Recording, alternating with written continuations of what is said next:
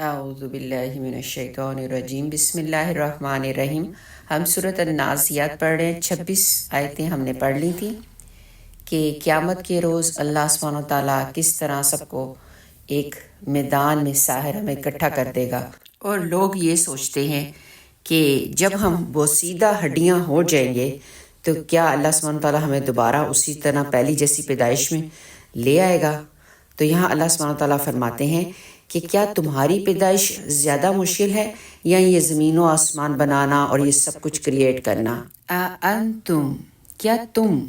اشد، زیادہ سخت ہو، خلقن، پیدائش میں، یعنی تم کو پیدا کرنا زیادہ سخت ہے، ام السماء، یا آسمان کو؟ کیا تم کو پیدا کرنا زیادہ دشوار ہے یا آسمان کو؟ بناہا، کہ جسے اس رب نے بنا دیا، یعنی اس رب نے آسمان کو بھی بنایا اور تمہاری پیدائش بھی کی، کیا تمہاری پیدائش زیادہ مشکل ہے؟ رفع، بلند کی، سم کہا، اس کی چھت کو، فسواہا، پھر درست کیا اس کو، یعنی اس نے آسمان کی چھت بلند کی اور اس کو پھر درست کیا، یعنی اتنی درستگی کے ساتھ آسمان کو بنا دیا۔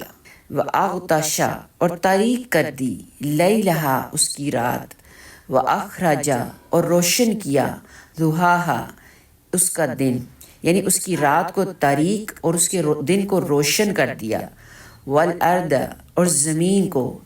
بعد ذَلِکَ، بعد اس کے، دحاہا، بچھا دیا، یعنی اس کے بعد آسمان بنانے کے بعد رب سبحانہ تعالیٰ نے زمین کو بچھا دیا۔ اخرجا، نکالا، منہا، اس سے، ماءہا، اس کا پانی،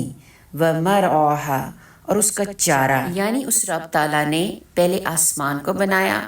پھر زمین کو بچھا دیا، اور پھر اس زمین پر بارش برسا کر اس میں سے غلہ، چارہ، کھانا پینا، فروٹ، سبزیاں وہ نکال دیں۔ والجبال، اور پہاڑوں کو، ارساہا، اس نے گاڑ دیا، یعنی میخوں کی طرح گاڑ دیا، متاعن، فائدہ ہے، لکم، تمہارے لیے، ولی انعامکم، اور تمہارے مویشیوں کے لیے، یعنی اس سے تم بھی فائدہ اٹھاتے ہو اور تمہارے مال مویشی بھی۔ فَإِذَا، پھر جب، جاءت الطامۃ الکبریٰ، جاءت،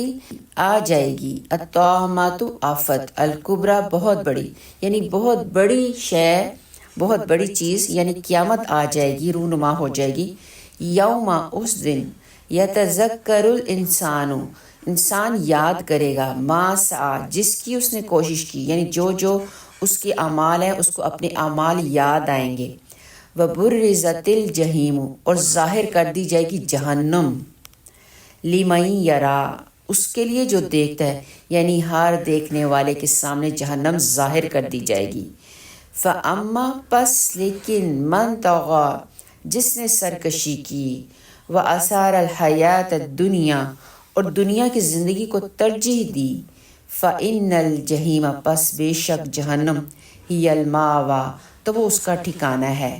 یعنی جہنم سامنے لے آئی جائے گی اور وہ لوگ جنہوں نے سرکشی اختیار کی ہے ان کا ٹھکانہ جہنم میں ہوگا۔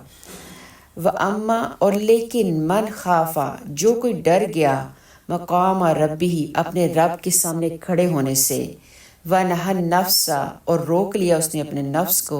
عَنِ الْهَوَىٰ، خواہش سے، یعنی اس نے اپنے نفس کو خواہش سے روکے رکھا، یعنی برائیوں سے روکے رکھا اور نیک اعمال کی طرف متوجہ ہوا،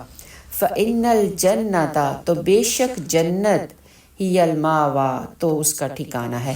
یعنی خوشخبری ہے ان کے لیے جو برائیوں سے رک گئے، باز آ گئے، تو ان کے لیے جنت ہے۔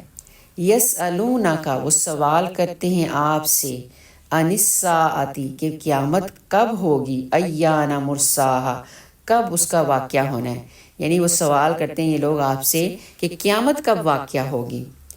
فیما، کیا غرض، انتا، آپ کو، من ذکرہا، اس کے ذکر سے، یعنی کیوں جاننا چاہتے ہیں، کیوں پوچھ رہے ہیں آپ کو اس کے بیان کرنے سے کیا غرض۔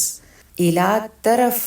ربی کا، تیرے رب کے، منتہاہا، اس کی انتہا ہے، یعنی اس کا علم، اس کی انتہا تو رب سبحانہ تعالیٰ کے پاس ہے، وہی جانتا ہے کہ کب وہ وقوع پذیر ہوگی۔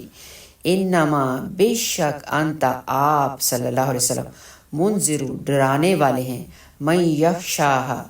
جو کوئی ڈرتا ہے، جو کوئی ڈرے اس دن سے۔ آپ صلی اللہ علیہ وسلم تو صرف ہر اس شخص کو ڈرانے والے ہیں جو اس دن سے ڈرے۔ تو گویا یہاں ہمیں ڈرا دیا گیا ہے کہ آپ کے لیے جاننا اتنا ہی کافی ہے کہ قیامت کا روز حق ہے اور ایک دن واقعہ ہونا ہے، تو اپنے اعمال کی درستگی پہ توجہ دی جائے۔ کأنہم گویا کہ وہ یوم یرونہا جس دن دیکھیں گے اس کو، لم یلبسوا نہیں وہ ٹھہرے، الا مگر عشیتاً ایک شام، او ضحاہا یا اس کی صبح۔ جس دن وہ اس کو دیکھ لیں گے تو سمجھیں گے گویا کہ وہ دنیا میں صرف ایک شام یا صبح ہی ٹھہرے، یعنی انہیں ایسے معلوم ہوگا کہ گویا ہم چند لمحے ہی اس دنیا میں گزار کے آئے ہیں۔ تو چونکہ یہ چند لمحے ہی جیسا ہے تو پھر کوشش کرنی چاہیے کہ اعمال درست ہوں، تو زیادہ سے زیادہ کوشش کرنی چاہیے کہ نیک اعمال کیے جائیں، اور دعا کی جائے کہ اللہ پاک ہمیں جہنم سے بچائے اور جنت الفردوس میں جگہ عطا فرمائے۔ اللہم انی اسألک الجنت الفردوس